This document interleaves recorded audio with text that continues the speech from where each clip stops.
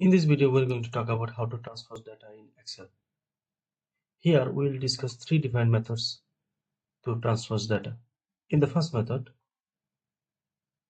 we select the data area, copy,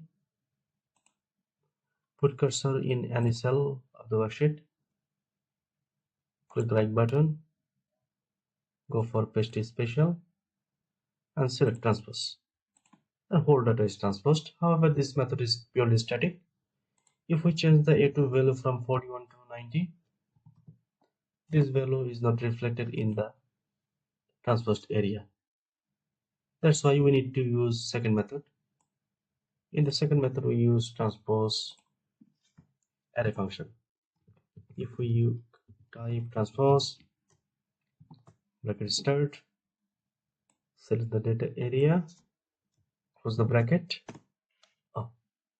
Here we have found an error message.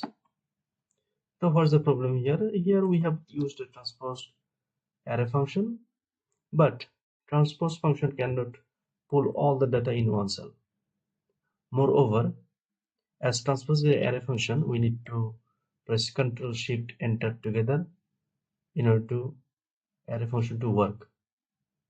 Pressing just enter cannot affect a array function. So first of all, select some area.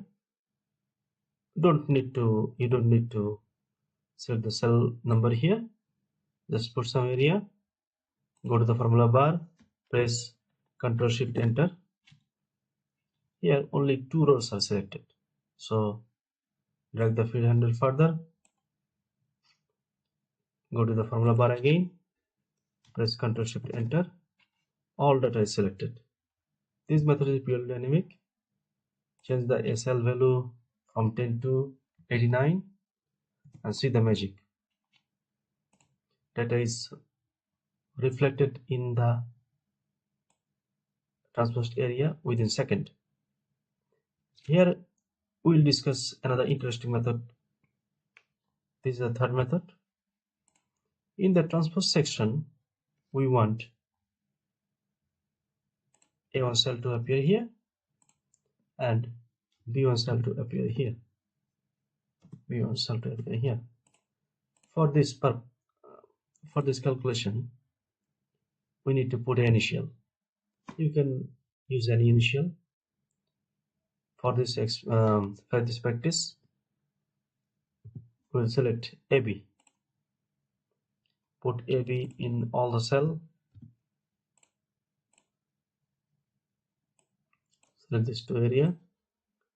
Here we have 7 cells, so move this cursor to up to 7 cells.